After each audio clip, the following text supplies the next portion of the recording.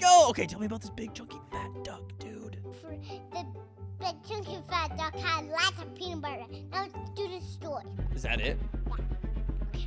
Okay, now let's do the story. I thought that was the story. Yeah, we're gonna talk about it. Once upon a time, there was a big, chunky, fat duck that was covered in peanut butter.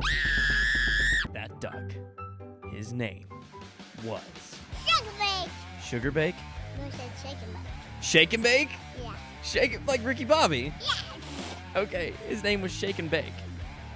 And that duck waddled down the road, South Street. Yeah, people want to see him. He was fat belly. He had a fat belly. Yeah, really fat belly. Really fat belly. Back to the story.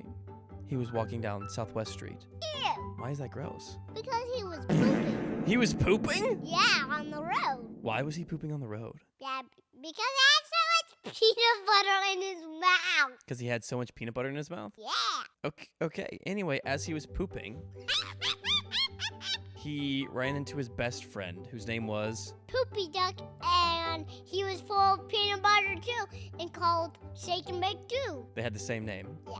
This story is interesting. Yeah, it's an interesting one. It is. Let's keep going. Okay, well, then they shook hands because they hadn't seen each other in a really long time, but then there was a major problem. What?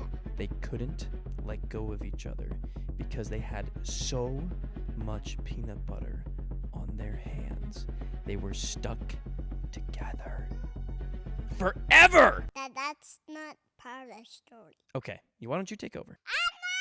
I don't know what happened next. Okay, you can keep going. That's the thing that happened, I guess. Okay, their hands were stuck together forever. So they had to become best friends because they had to do everything together. Everything together. So they went to the park to play together. They went grocery shopping together. They even had to live with each other because they couldn't get their hands separated from each other. And then they cut the peanut butter off. And that was it. The end. Okay.